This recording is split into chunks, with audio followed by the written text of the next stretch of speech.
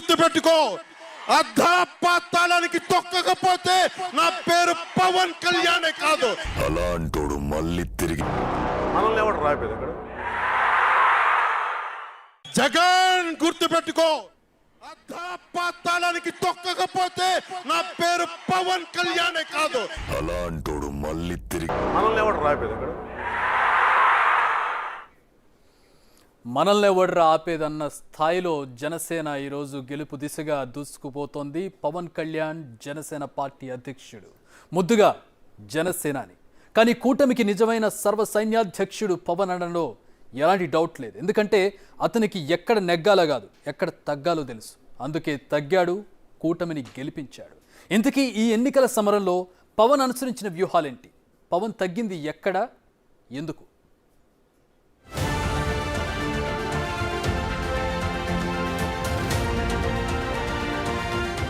విమర్శల వర్షం కురిపించారు, మాటకు మాటతోనే జవాబిచ్చాడు.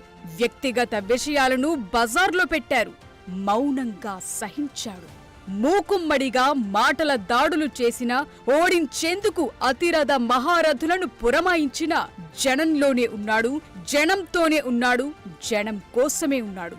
దానికి రిజల్ట్ ఆ జనమే అతన్ని గుండెల్లో పెట్టుకున్నారు. పట్టం కట్టు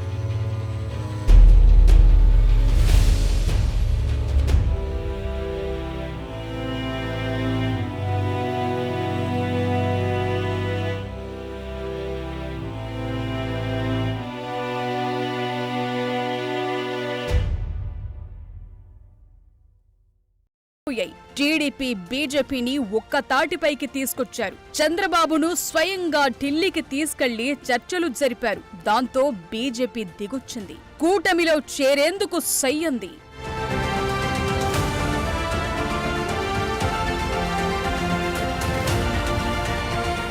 మొత్తానికి బీజేపీ, టీడీపీ, జనసేన అనే పూలదండలు కనిపించని దారం పవన్ కళ్యాణ్. ఇక్కడితో ఒక ఘట్టం ముగిసింది. ఇక నెక్స్ట్ కూటమిలో తనకు దక్కే సీట్లు. నిజానికి పవన్ కళ్యాణ్ త్యాగశీలి అనేందుకు ఈ నిర్ణయమే హైలైట్ అని చెప్పాలి. ముందు 24 సీట్లు కేటాయించారు, ఓకే అన్నారు. కానీ ఆ తరువాత 21కి పడిపోయింది ఆ నెంబర్. నిజానికి పవన్ కు దక్కిన సీట్లు 24, కానీ బీజేపీ 10 అసెంబ్లీ సీట్లు డిమాండ్ చేసింది. అయితే తమ నంబర్ను తగ్గించుకునే ప్రసక్తే లేదని టీడీపీ భీష్మించుకుని కూర్చుంది. దీంతో మళ్లీ కూటమికి ఎక్కడ బీటలు వారతాయో అన్న ఆలోచనతో తనకు దక్కిన సీట్ల నుంచి మరో 3 సీట్లను త్యాగం చేశారు పవన్. సీట్ల విషయంలో కూడా పవన్ ఎక్కడా నిరసన వ్యక్తం చేయలేదు, అలకపాన్పు ఎక్కలేదు. ఎందుకంటే తన టార్గెట్ వైసీపీ విముక్త ఏపీ. ఆ లక్ష్యం ముందు ఈ త్యాగం పెద్దది కాదనుకున్నారు. సొంత పార్టీ నేతలను సముదాయించారు. నిజానికి అన్ని స్థానాల్లో పోటీ చేసే సత్తా తన పార్టీకి లేదని పవన్ కు కూడా తెలుసు. ఆయన వెనక్కు తగ్గేందుకు ఇది కూడా ఒక రీజనే అని చెప్పాలి. కానీ పార్టీ బలాల్లో అత్యంత ముఖ్యమైన సామాజిక వర్గాన్ని మాత్రం చక్కగా ఉపయోగించుకున్నారు. ఎక్కడైతే ఎక్కువగా ప్రభావం చూపుతాను అనుకున్నారో అక్కడ మాత్రమే టిక్కెట్లు దక్కించుకున్నారు పవన్.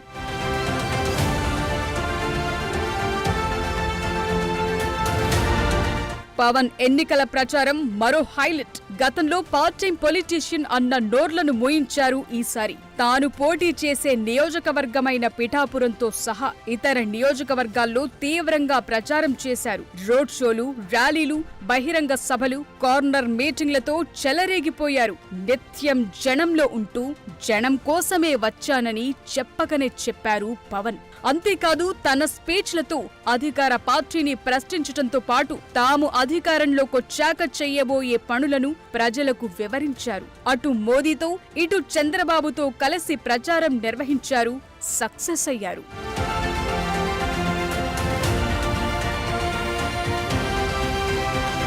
కూటమి గెలుపులో పవన్ కృషి ఎంతో ఉంది, త్యాగం అంతకన్నా ఎక్కువుంది.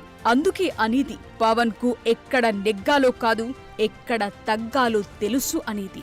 అందుకే సీట్ల విషయంలో తగ్గినా కూటమిని గెలిపించే విషయంలో నెగ్గాడు పవన్.